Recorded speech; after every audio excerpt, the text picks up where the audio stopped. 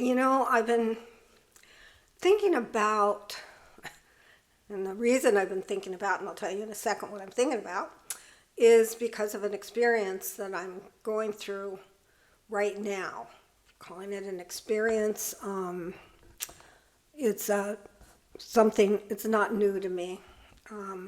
It's what I call, or I think we could call, most people have an Achilles heel, something in their past. Usually I think it begins in childhood, where you start to form a particular idea of who you are or what you're about through circumstances where others have kind of given you this identity, I guess is the best way to say it. So I think we all travel through our lifetimes with certain issues. They become things that kind of actually will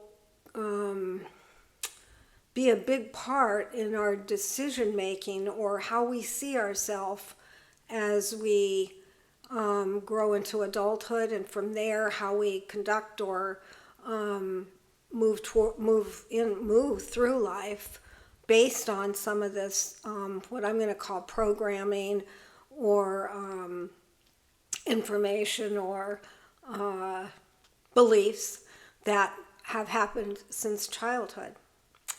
And I call mine, your sock is down. So let me give you a quick story of what this means and how it has actually followed me throughout my life.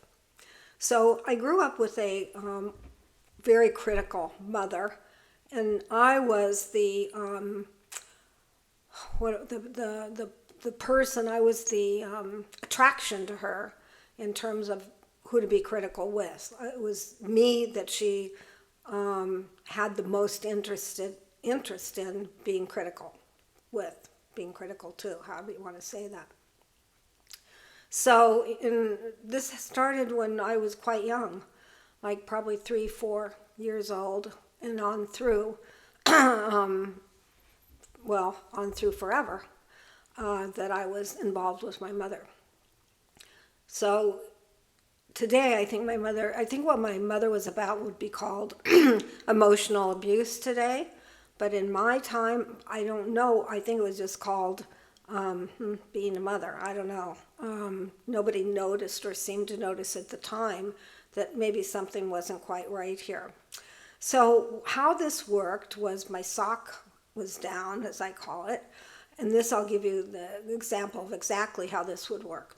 We'd go on Sunday to visit relatives, and most often it would be like a Sunday afternoon, and my cousins would be there, and we oftentimes went to my father's mother's home where his siblings would be there, and us, and I don't know who else, not a big crowd. And I would be there, and I would, shortly after we'd get there, one of the things my mother would say to me is, "Oh, your sock is down." Like, not a real whisper, but not yelling, just like, "Oh my God, your sock is down. Look at you. Your sock is down. Oh my God." And I would think, "Oh my God, my sock is down. How did this happen? How does this always happen?" My mother always tells me, almost always when we visit, that my sock is down. Now that's just one of the things that she would tell me, but this is the example I'm giving right now. So I would be humiliated. I would feel terrible because my sock was down. And the way my mother expressed it was like, "Oh my God, your sock is down." So I took this very much to heart. And what it said to me basically was, "Oh, how dumb are you? How can you walk around with your sock down? What's wrong with you? You left the house with your socks perfectly done, and now your sock is down." And I had this voice in my head, which was basically my mother going on about my sock being down. Now, at the event when we were visiting the relatives, she didn't go into a complete dialogue with it, but it would be oh my God, your sock is down. But before we'd go, she would be getting me dressed, because I'm 4 or 5 years old, she would say, now make sure that your sock is up and don't wrinkle your dress. And it was, do's and don'ts. But the sock was what I was focused on, because this seemed to happen every Sunday. And other times as well, but because it was always happening on those Sunday visits to that particular grandmother's house, that really became my focus of, oh my God, my sock is down. And what this really talks about, and I want to talk about, is how did this impact me my entire life? Well, I grew up with this very, very critical mother. So sock was down was just a minor part of it. Because of this constant criticism where the sock was down, my hair got messed, I got something, food or something on my outfit, kid stuff, I believe. But anyway, it was made into this, oh my God, look at you. And so in growing up with that message, and the other thing that I grew up with was that was said that I was extremely shy. Some people described me as painfully shy. This never fit for me exactly, but that's what it looked like. And the truth is, I was terrified of making a mistake, either in talking, because that would be a criticism. I didn't speak right. I don't speak up. I'm not friendly. I look retarded. Those were the words, okay? Or I look like I'm not right. So in that, I took that to heart, and how that impacted me through on to my adult life and into my adult life, really to this day at times, would be me trying to be perfect. Now, in the growing up part, I did realize that I wasn't shy. I didn't ever feel that I was shy. And once I was away from my mother on my own, I felt much more able to be who I was personality-wise. Definitely wasn't shy. Definitely more of an outgoing personality than an introverted personality. So that was there. That was good in the sense that I could let go of that shyness thing. However, I didn't let go of the perfection. And what I started to believe as a young adult or in my late teens was my worth and my value was only about how I looked and how I performed. Meaning, was I performing in a way that looked like what my mother considered to be kind of I was going to say a good thing, smarter. I think so what my mother could feel that I would perform or show up as a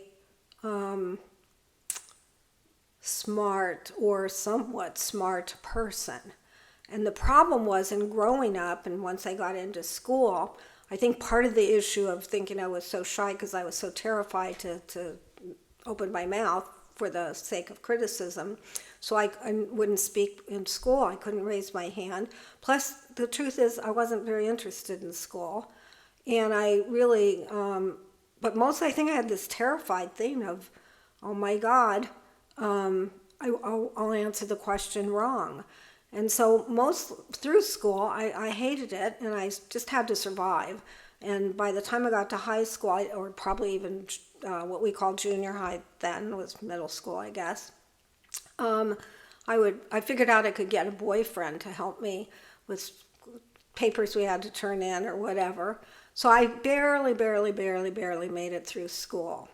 And I figured, I mean, throughout that time, I think I considered and was told, of course, by my family that I was a kind of a joke. Like I wasn't, how do I want to say it? The joke was how bad I was in school, I think, or how not bad as a person, but not very smart.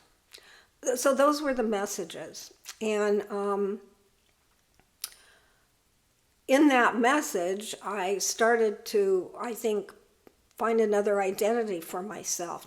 This was not on a conscious level, but I knew I had to, I shouldn't say knew, I was compelled, I was motivated for my own self-interest, I guess, to feel like an okay person, to prove to myself that I wasn't who they said I was.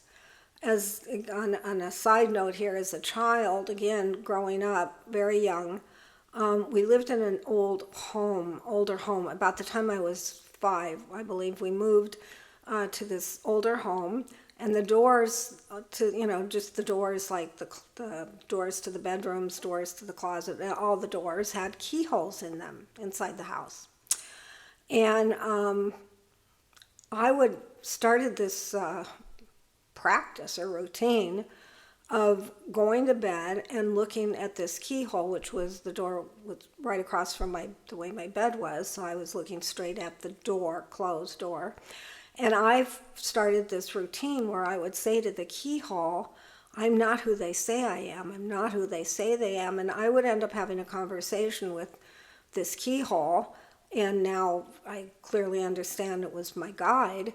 I would say I'm not who they say I am, and my guide would say, no, you're not who they say you are. I say a he because I think it felt male. I would imagine telling me that I was okay, and I don't know, that kind of, whatever that conversation could have been as a very young child. And I used this keyhole method through the whole 18 years that I was living in this with my parents. So even though I was always, a day did not go by without my mother's criticism or the joke, me being the joke of the family.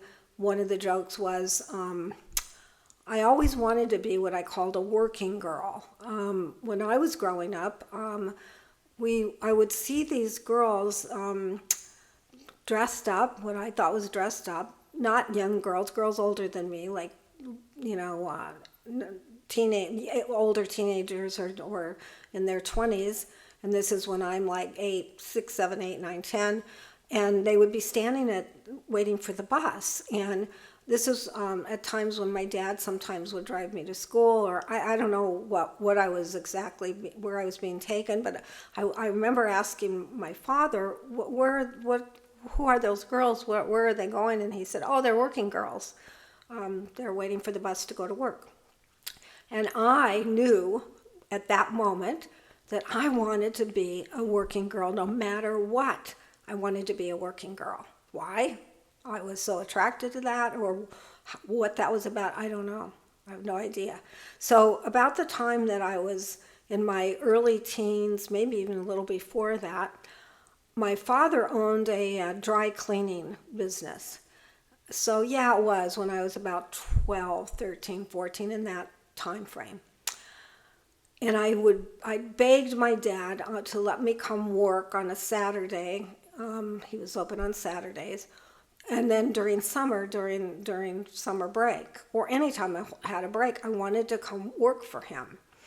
And my dad would say, okay, all right, let's see what we could do. And I would take the bus from my house, which wasn't very far, and get off the bus. That was a big deal for me to figure that out, and walk a couple blocks to his business. And what we figured out was that I could help customers get their, either take their cleaning that they were bringing, their clothing, or give them back what had been cleaned. Now, my father never had a system. He wasn't the best businessman in that way, so he didn't exactly have a system. He had a good memory, I guess you could, in that way, and he would remember people oftentimes by their ethnic background. And but anyway, he helped me do that, and then I told him I wanted to give change now here, or I wanted to take their money. Well, and they weren't paying by credit card in those days; they paid by cash. And my worst subject in school to this day is math. So he would help. I could do some basic things, I think, or if they could just give me the right amount of money, I was pretty okay that way.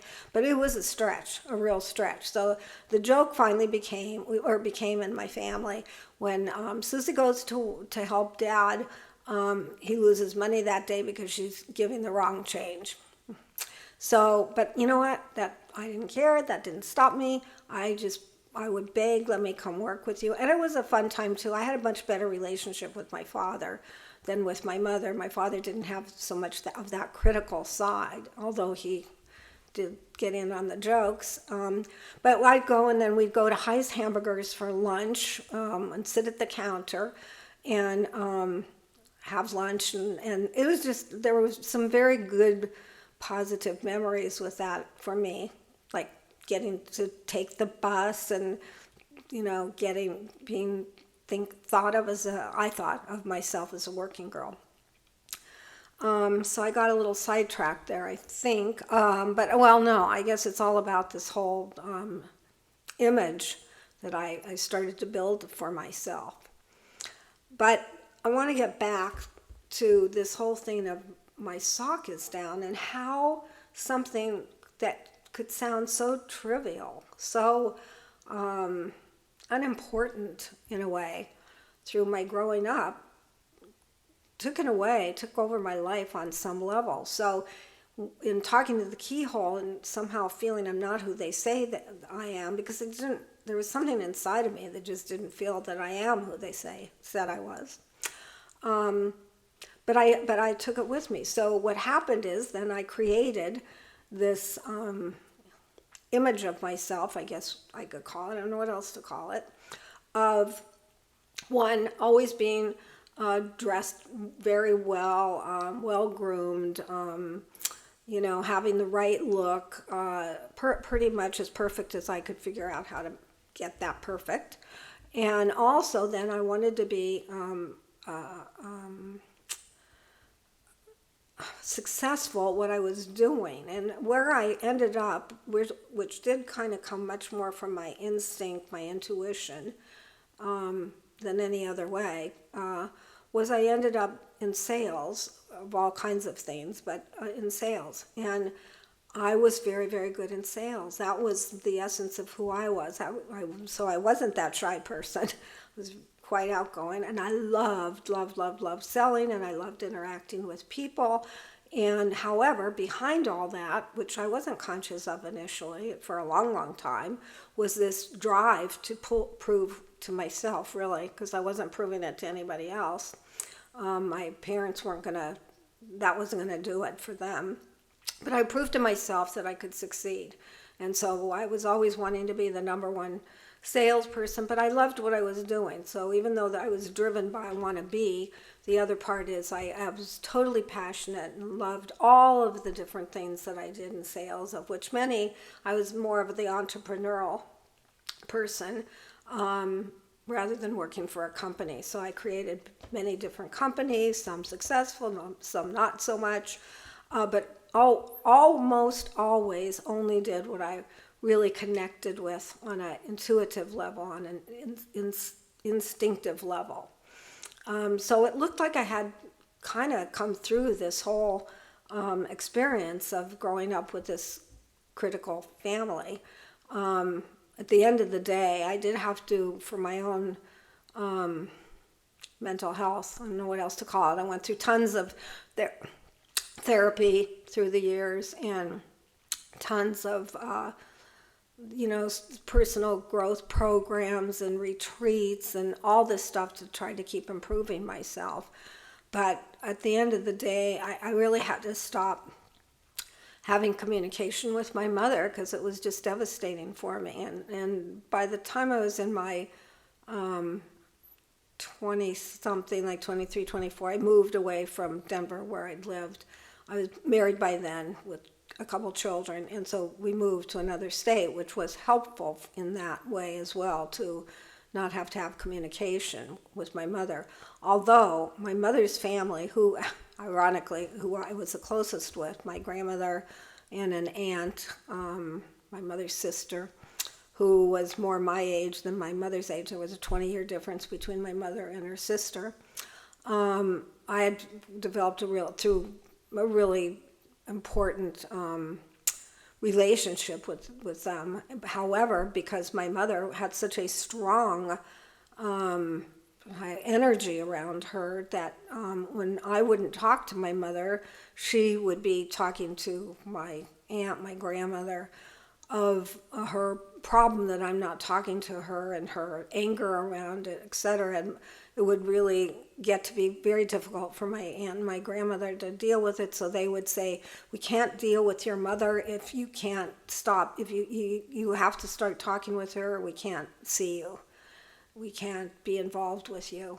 And that was a killer because, oh my God, I so really enjoyed and wanted to be with them. And the fact that they were choosing my mother over me is how it felt, was another devastating blow. But in spite of that, I somehow I knew, I mean, it was through the years off and on, I wouldn't be talking to her, or I did some kind of a self-development program, and I'd fly back to Denver thinking, okay, I think I can work this out, okay, I think I can.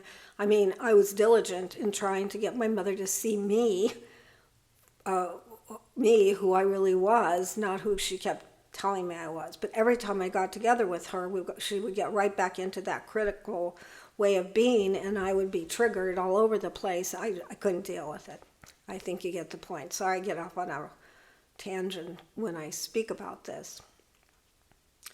But what I really wanted to drive home, and I don't know if I have, is that we all have certain things that we grow up with, that really color how we move forward in life. And many of these things we can be completely unconscious or unaware of, unless we have reason or a certain situation, or something comes up to say, whoa, why am I doing this, or why do I do this?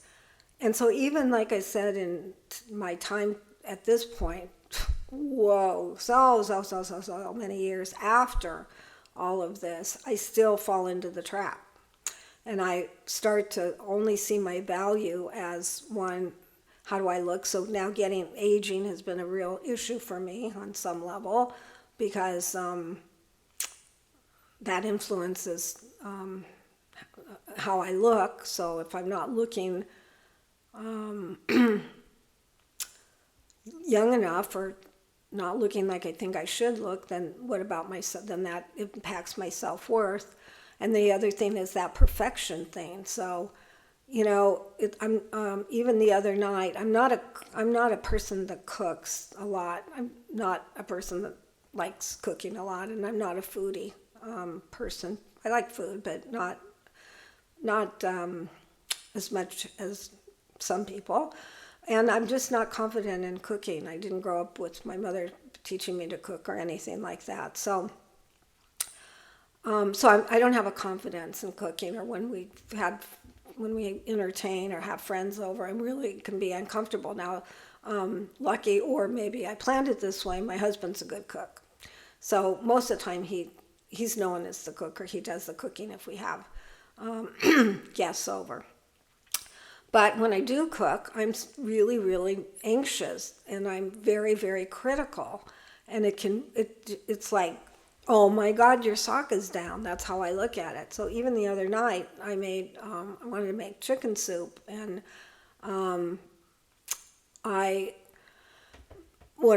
made a few mistakes, forgot what I did the last time, and blah, blah, blah. Anyway, I failed at it, or it didn't come out well. My husband assured me it tasted really good, and it doesn't matter. It wasn't about the soup. What it was about is this whole thing of me being perfect. And when I fall into that trap of, and I get triggered into, I'm not good enough, look at the mistake, or oh my God, my soup isn't perfect, oh my God, my sock is down. It's the same thing. Those feelings, overwhelming feelings, come up, and it's horrid. It's awful. So anything that I'm trying to do that I like the cooking or anything under the guise of here's what I have to do to be perfect, here's where my value and worth is, those have been my toughest challenges, even though it doesn't look like that. If somebody were to look back on my life and say, oh my God, but look at all the businesses you owned and look at the successes that you had. Yes, you had failures, but everybody does. And bloody, bloody, bloody. I still struggle with it. And that's why I'm bringing this up, is I think this is common. And I think, I don't mean my exact way is common with the critical mother, but what's common is we have something happen early on in our life. We bring it all the way through our life, and oftentimes not recognizing what this is about or how it has impacted how I make decisions in my life, etc. And what I've learned is not to try to fix it. I've learned that when this stuff is coming up, what's really going on is it's an opportunity for me to allow this wound, because that's what it is, to be released, and not trying to change anything, not trying to fix anything, not even trying to accept anything, just allowing what is coming up to just be there without a need to fix it or change it or get rid of it, because there is that feeling you want to get rid of it. But just to allow it to come up, and then when through that, what I am in a way challenged with is, well, then what is my worth, or what is my value, or who am I? And I've been on a spiritual path for a very, very long time, and I know I'm not the human being. I know I'm a spirit having a human experience. I know all that. I believe all that. In fact, I more than believe, I know it. However, I still keep falling into that psychological, I don't know what else to call it, I guess, challenge of trying to get comfortable with my true self, and that what people say or think or criticize, that isn't who I am, and that to try to really get comfortable to be in my own skin. So I'm still, to this day, struggle with it, and I feel I've worked and worked and worked on it, and I'm kind of at a point now where it's close to letting go of it, which means it's subtle. So every little subtle thing in this that comes up is kind of, it's subtle, but it's huge. It's something I can't ignore, but it's subtle in that, I'm like the soup. The other night, it wasn't about the soup, it was about that my sock is down, coming back up. For me to look at and to say, okay, there you are. And without being critical and without needing to fix or change, just allow it to be seen and released. So I don't know what else I can say about that. Just that I'm sure some of you are relating or resonating with what I'm saying, and your sock is down or Achilles heel is different, I'm sure, than mine, but it's a thing that's followed you around, and it's not been a positive factor in your life. So I mention this just to say, I think we all are victims, if you want to call it that, or we can all be have that issue with that, or maybe you haven't realized that you do, but maybe me speaking about it will cause you to think of things differently or take a look. I don't know. I don't know if this will help anybody at all, but I wanted to put it out there because I think it's important to recognize how we impact our own lives in a way, and that it's all okay, and to not be judged or judge ourselves by this. So I think that's it. No more that I think I can say about this right now. Okay? Thanks.